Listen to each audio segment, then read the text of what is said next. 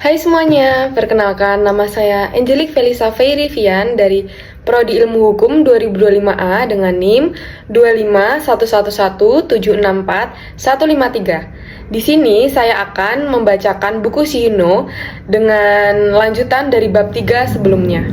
Negara menurut Epicurus itu adalah merupakan hasil daripada perbuatan manusia yang diciptakan untuk menyelenggarakan kepentingan anggota-anggotanya. Masyarakat tidak merupakan realita dan tidak mempunyai dasar kehidupan sendiri.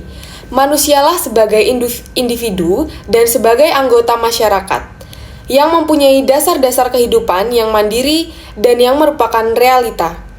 Jadi, menurut Epicurus, yang hidup itu adalah individunya, yang merupakan keutuhan itu adalah individunya, sedang negara atau masyarakat adalah buatan daripada individu-individu tersebut. Jadi, sama dengan benda yang mati dan merupakan suatu mekanisme.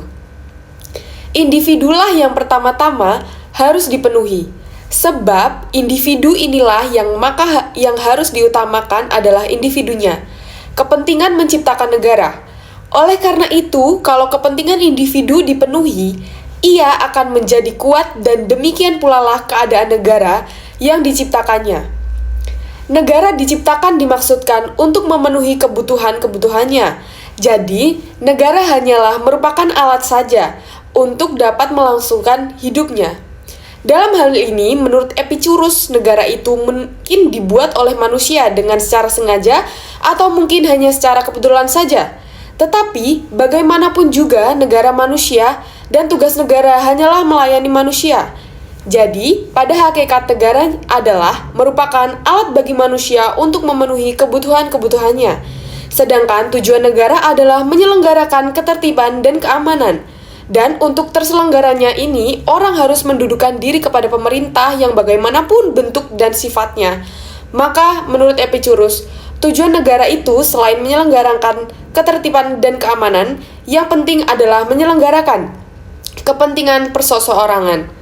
Jadi, berarti menyelenggarakan keenakan pribadi.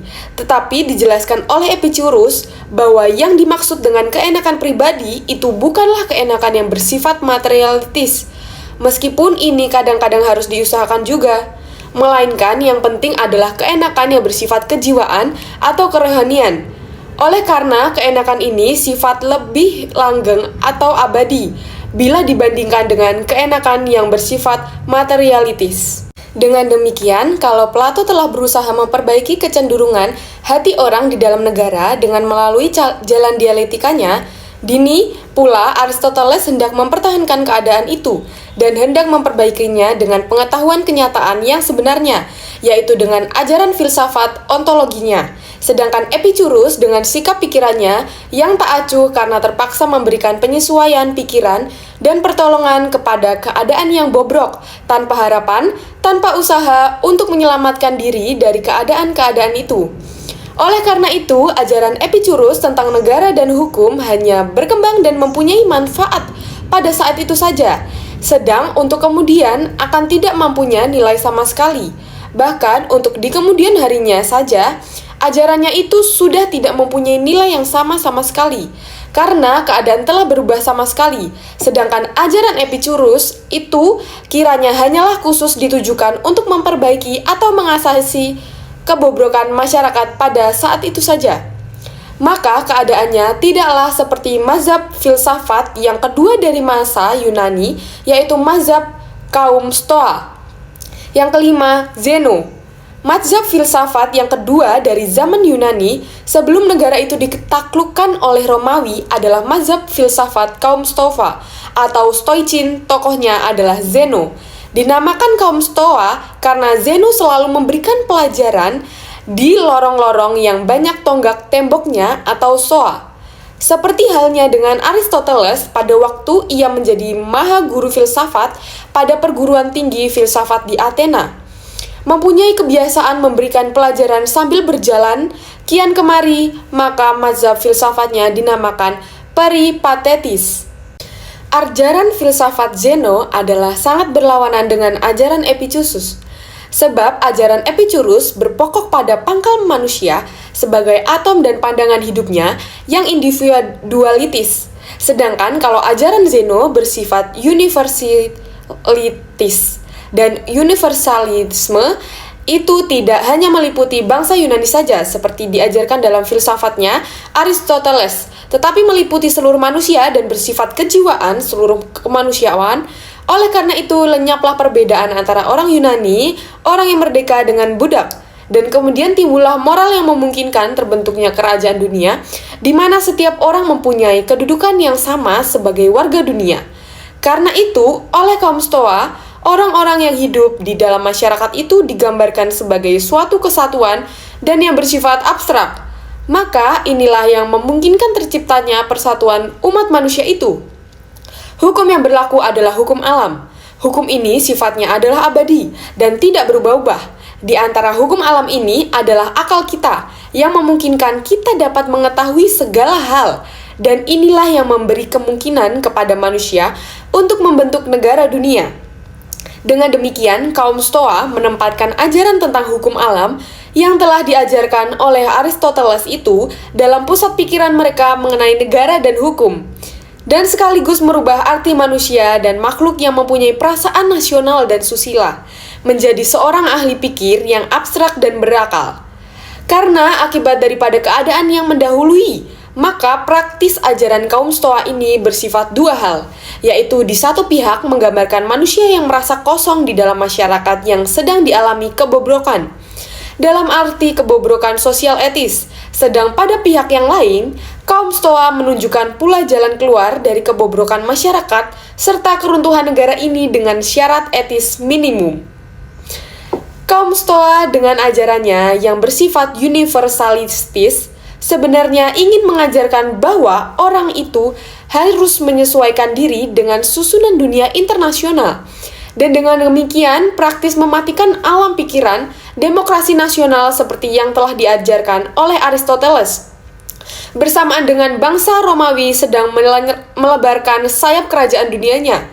Oleh karena itu, bangsa Romawi justru akan mengoper filsafat kaum Stoa ini dari bahasa Yunani sebagai barang sesuatu yang sangat berguna bagi mereka, yaitu untuk menciptakan kerajaan dunia. Maka dengan demikian sampailah kita pada zaman Romawi. Jadi dengan demikian negara Romawi telah mengalami perubahan dari kerajaan menjadi demokrasi. Hanya saja dalam keadaan darurat, misalnya dalam keadaan bahaya, peperangan, kekuasaan negara dipusatkan pada satu orang yang dinamakan diktator. Diktator ini mempunyai kekuasaan yang sangat besar dan bersifat mutlak, tetapi hanya untuk sementara waktu saja. Dengan maksud supaya segala keputusan dan tindakan dapat diambil dan dilaksanakan dengan cepat. Tetapi nanti setelah keadaan menjadi normal kembali, pemerintahannya itu tidak kembali mempergunakan sistem demokrasi. Dalam keadaan darurat, tadi kekuasaan perundang-undangan dan kehakiman dipegang dan dilaksanakan oleh seorang praetor. Yang ada di dalamnya menjalankan tugasnya itu harus menyesuaikan perundang-undangan dengan kebutuhan-kebutuhan baru di dalam masyarakat yang terus berkembang ke arah kemajuan.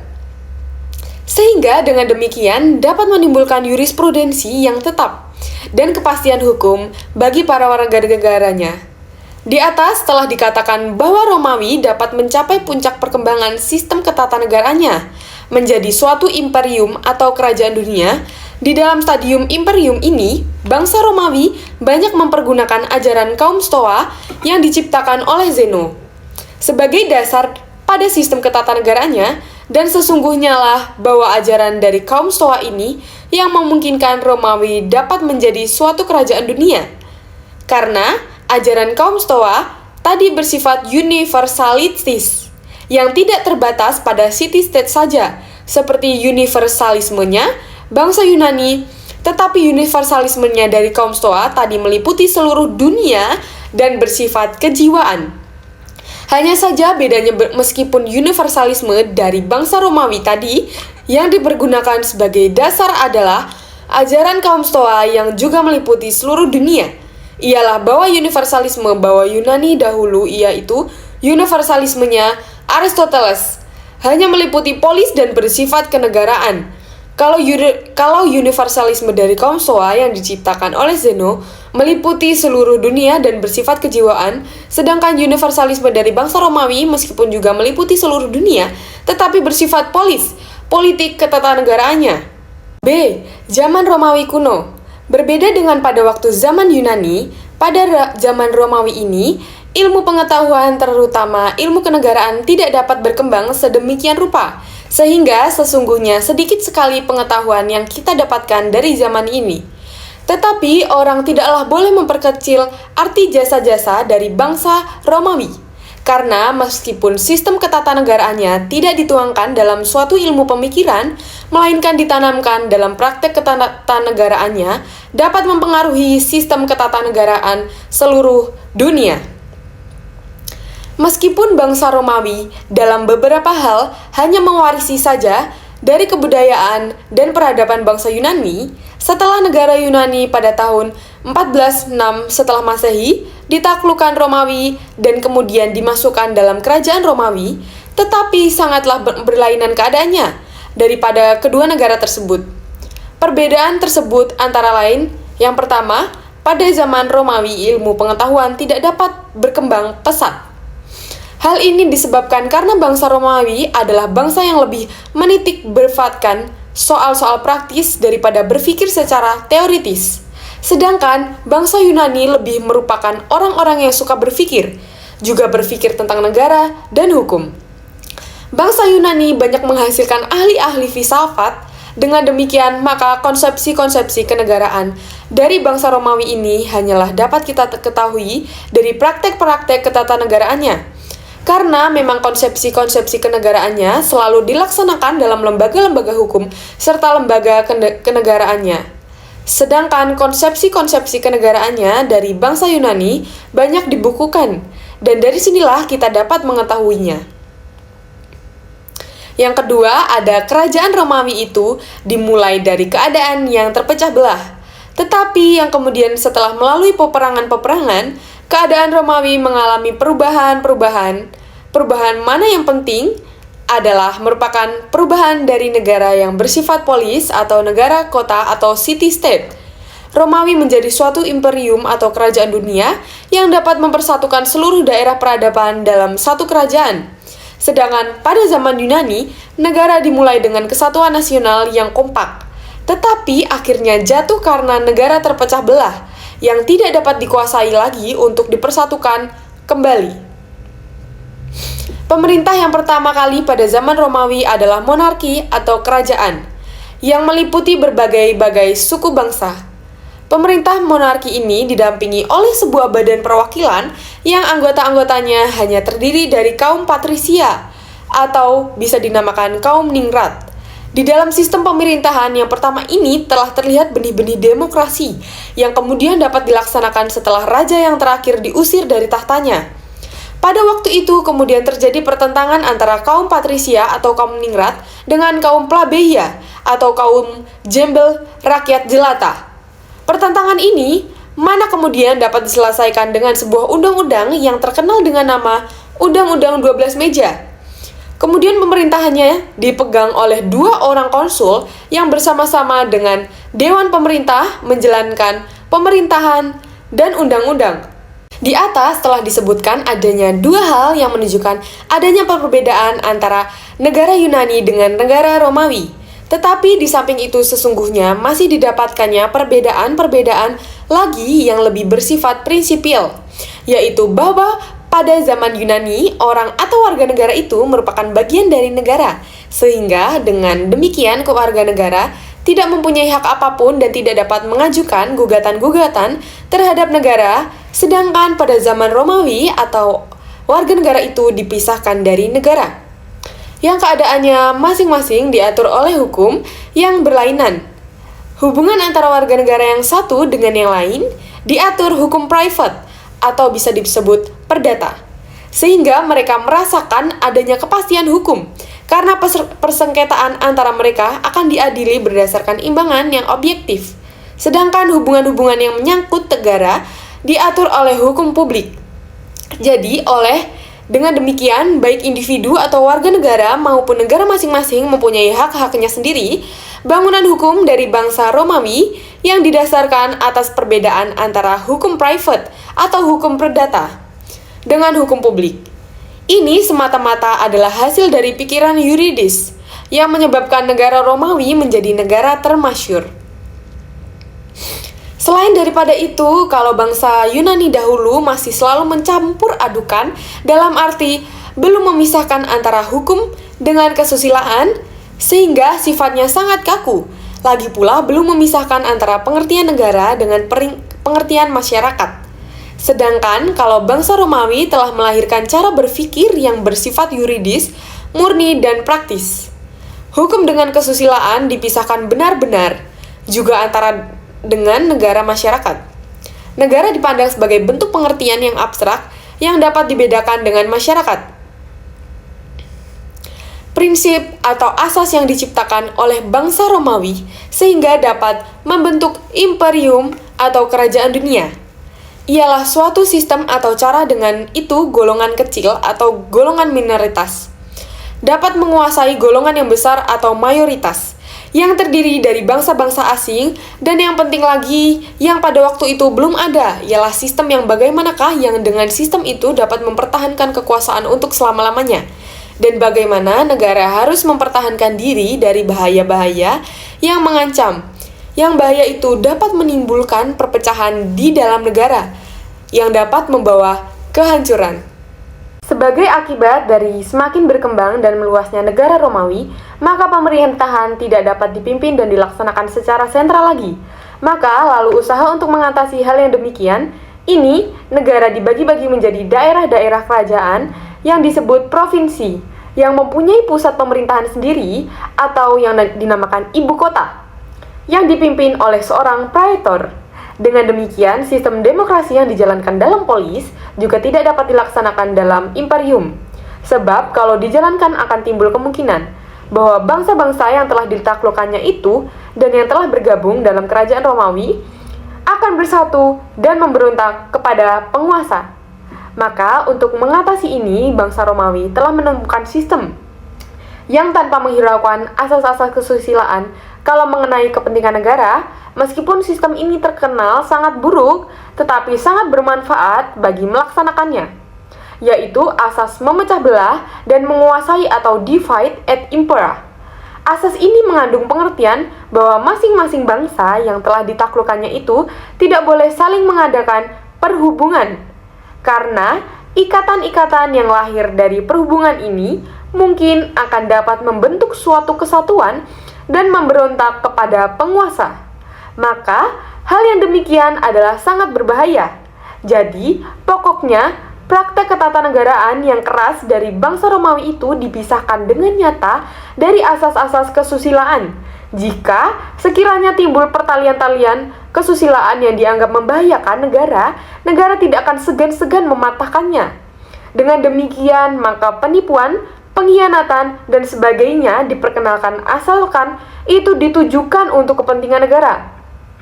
Praktek ketatanegaraannya yang demikian ini nanti akan dirumuskan oleh Niccolò Machiavelli pada zaman Renaissance sebagai ajaran politiknya dalam bentuk teoritis yuridis.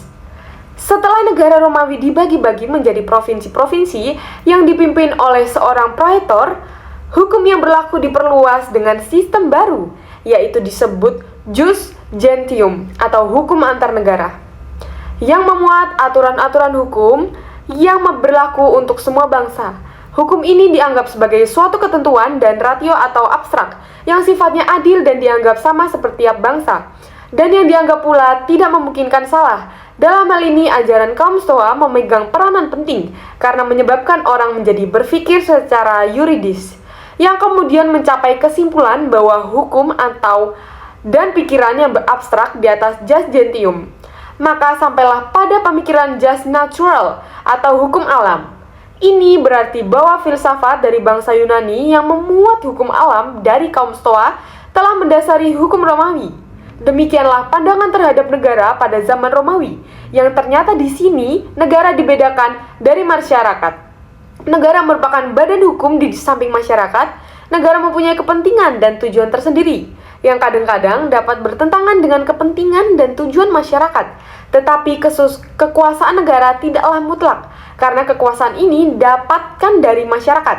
Dan dalam hukum private, negara dapat dituntut oleh warga negara untuk mengganti kerugian, bila mana negara itu mengadakan tindakan-tindakan yang merugikan warga negaranya.